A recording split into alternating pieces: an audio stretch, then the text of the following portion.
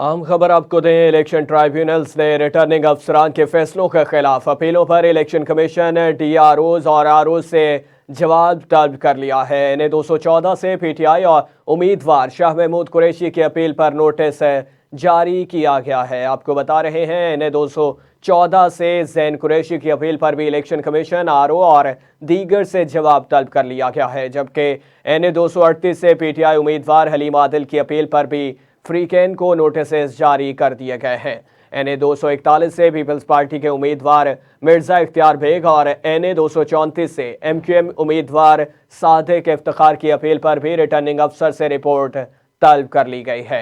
NA 241 से PTI उम्मीदवार अरसलान खालिद की अपील पर भी नोटिस जारी कर दिया गया है। इलेक्शन ट्राइब्यूनल्स ने इलेक्शन कमीशन और दीगर से 5 जनवरी तक जवाब तलब कर लिया है।